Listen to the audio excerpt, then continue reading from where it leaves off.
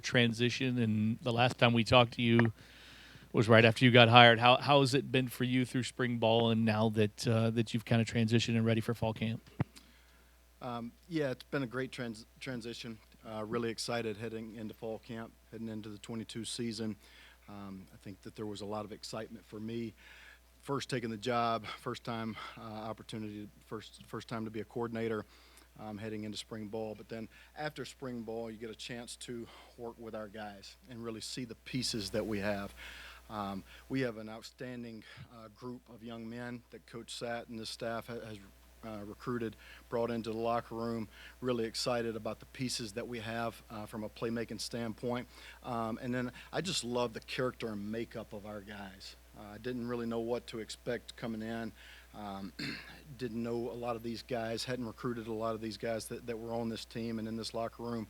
But I think Coach Satt and his staff had done an excellent job laying the foundation, building a great culture, putting the right guys and the right leaders in spots to make plays. And so through the spring, I got to see what we were able to do on the field. And, I was excited coming into spring, even more excited coming out of spring, seeing the pieces that we have.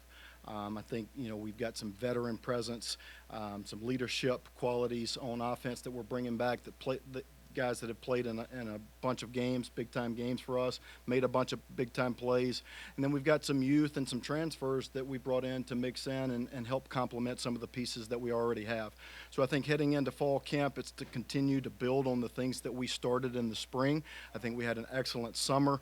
Really like what Ben Souders has done, the mentality, the mindset, even from a mental training aspect, what he's brought to our team, and really excited to see, can we take that next step as a football team and as an offense in particular.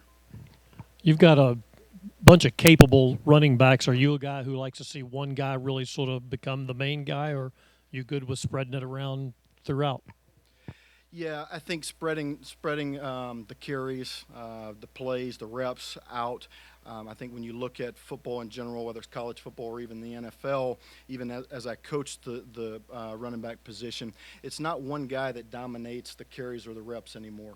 Very rarely do you see that. I mean, I was fortunate to have coached Christian McCaffrey. I mean, he took 99% of our reps. He took all the carries, all the run, never wanted to come off the field.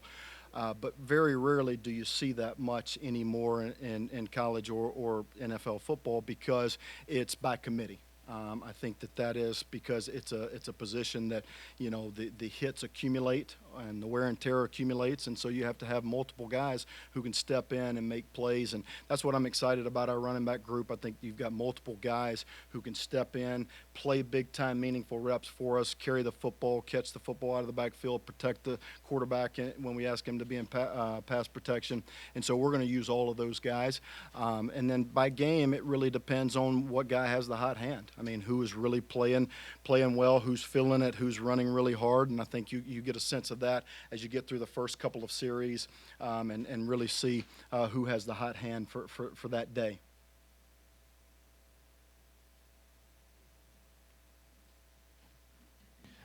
When you got into spring and you saw what you guys have up front, were you a little surprised at the depth that you have on offensive line? Really surprised. I watched this team on tape a bunch before I took the job. I just came from Notre Dame. We know about their O-line legacy and tradition. I've coached at Stanford, coached in the NFL, so I've been around some really good offensive line groups and offensive line individuals. And I was pleasantly surprised and really excited about the pieces that we have. I think we all know that the game starts up front. It's won or lost in the trenches. And I think what we have up front in terms of toughness, leadership, and then depth, I think allows us to be successful and really do what we want to do, which is be physical. We want to be a physical first team. We have to be physical if we want to win the line of scrimmage and win in the trenches. And then the depth gives us really an added advantage of being able to play multiple guys, maybe rotate guys in for series, keep guys fresh. And, we also know that the offensive line position is also a position that the accumulation of wear and tear injury prone. It's hard to keep five guys healthy for a complete season. So having that ability to have some depth now and not lose anything when you go to your sixth or seventh O lineman is a real bonus there. Lance, Marshawn Ford, he contemplated, going pro after the season. How big of a luxury is it to have a guy his size at tight end that can come in and lead the team in receptions and has that veteran experience? How much of a luxury is that? Yeah, I tell you what, I really love Marshawn, not only as a player, but as a human being. I think he, really sets the tempo for us on offense, or one of the guys who sets the tempo for us from a leadership standpoint. He leads by example, doesn't necessarily say a whole lot, but he doesn't have to say a whole lot. Really, we're trying to get him to take that next step in vocal leadership because all the guys on offense look up to him. He's made big plays in big games. He's a huge piece of what we want to do. And so really getting him to understand you control not only that tight end room, but really, what we want to be, our identity and mentality offensively. It's okay to hold the standard, let other guys know what the standard is and hold them accountable to the standard. So I think having a guy like Marshawn is awesome. I mean, he led the team in receptions last year. He just has a great knack. He's one of those players that I've been around, from the receiver position or receiving standpoint, that he just knows how to get open. He knows he has great balance and body control, knows how to work man versus zone windows and get open, and then he catches everything. And so I think he's been a safety blanket for Malik for some time now. Malik has great comfort and trust in him, and he's a guy that from a staff standpoint, we know we can put a ton on his plate, and he's going to deliver in those situations, and it's great having a guy like that on your offense coming back who has that great production. Alexis and Jody, that's it. And when you have a guy like Malik and just his skill set, his experience, how much does that make, or how does that factor into the kind of plays that you're able to call and draw up for the offense?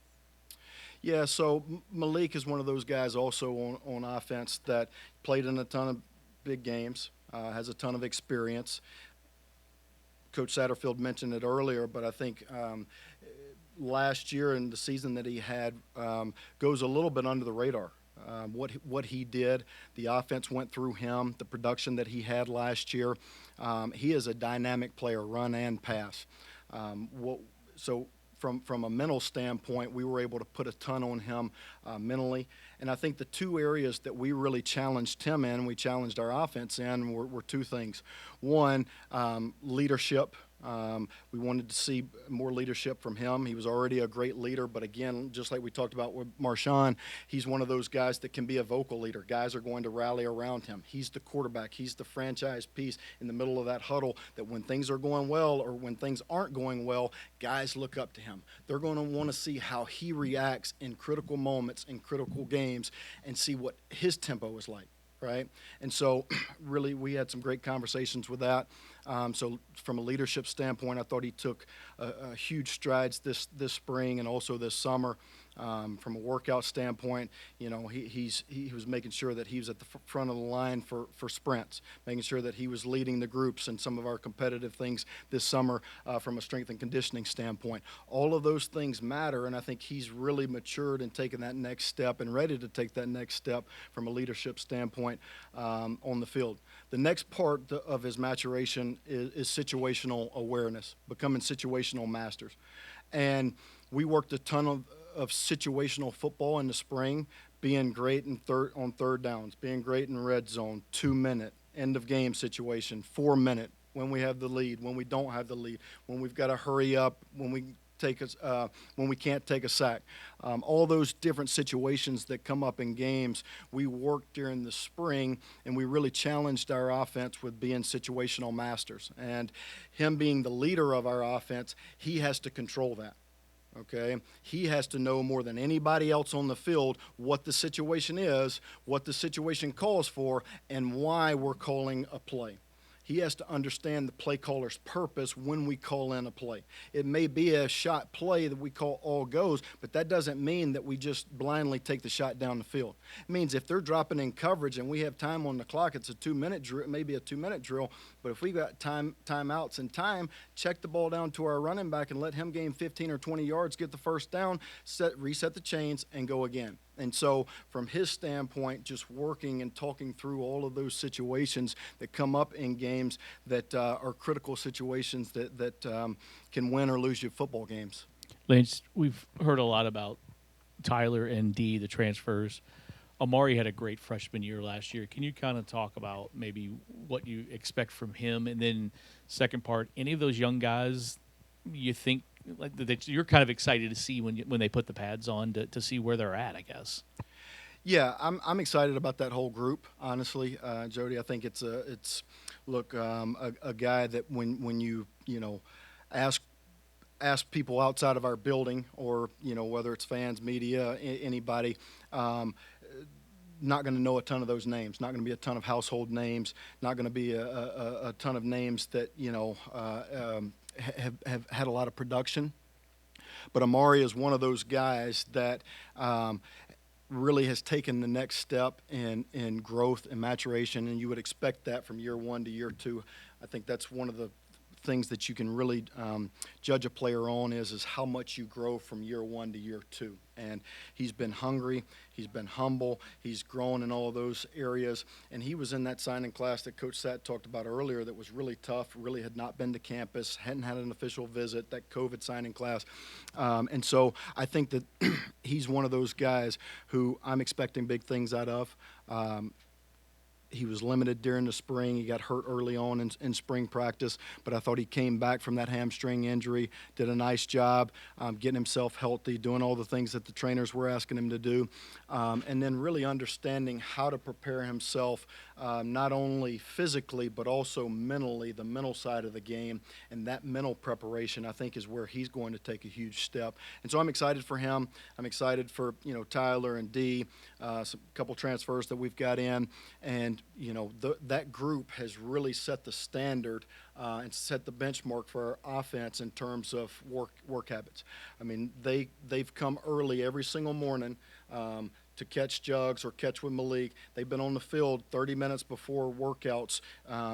And this is summer workouts, making sure that they're running routes, they're catching balls, they're staying after getting extra catches, extra work at top of the route stuff, technique and fundamentals that we've implemented during the spring. They've gotten extra work in that. During the summer, they've come on Saturdays and Sundays and had the quarterbacks throw to them. And so it's a group that's hungry. I'm very excited about what I've seen from them. I think we have to continue to grow and learn the offense and master the offense during fall camp and see where the pieces fit in place. But I think that this is a group that is really going to surprise people, be a very consistent group, playmaking group for us on the offensive side of the ball. And again, I'm excited for that whole group. And Amari's just one piece of that. But I think that there are pieces in that group that we have that we're counting on to have big production and playmaking for us. Yeah. What's the back and forth been like between you and Scott in terms of the playbook and maybe the play calling responsibilities this season? How open is he to your ideas and suggestions? Coach Satt has been excellent. I mean, we've had great communication. We just talked about situational football and all the things that we did during spring ball, implementing that stuff. That was one of the things when I first got hired. Coach Satt wanted to sit down and, hey, what did you do at Notre Dame that you really loved from a practice scheduling standpoint? What did you do in the NFL that you really liked? And then also from a play standpoint. And so, Coach Satt is very humble. I think everybody knows that. If you know anything about Coach Satt, he is one of the most down-to-earth, humble head coaches that I've ever, had the pleasure of working for. And I think that speaks a lot to his character, how he is. I think that's why he builds great relationships with the players in our locker room. And his and I's relationship have been great. It's been great communication back and forth. And he's been very open and wanting to learn what I've done. And honestly, we've been on the same page about a lot of things. I mean, I've been very pleased with how much we've been on the same page, how like-minded we are.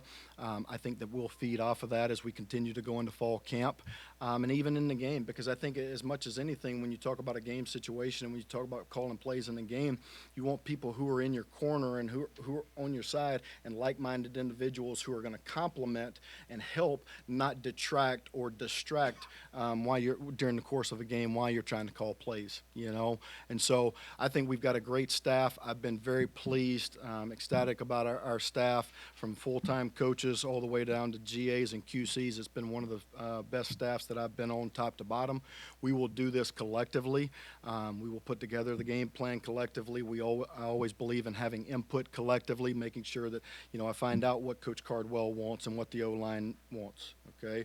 Make sure that I talk to Coach Stepp and what are the tight ends like, what routes does Marshawn like to run. Make sure I talk to Coach Sims and see what back he feels comfortable with within these certain packages. Talk to Coach Pete Thomas. He's got a great relationship with Malik. And so I think that it all goes back to relationships. And so, you know, Coach Sadden and I built a great foundation. I think we've got a great open lines of communication. And I just want to be a great resource and sounding board for him, and somebody that he feels comfortable with when we get in the games and it's a critical D&D in the game. He can say, hey, Lance, what do you like here? What do you want here? What has our game prep and, you know, situational mastery told us about this? What do you like? And so up to now, it's been great, and we've got great input from the staff and really like the cohesiveness that we have as a group. Great, thanks, Coach. Thank you, guys.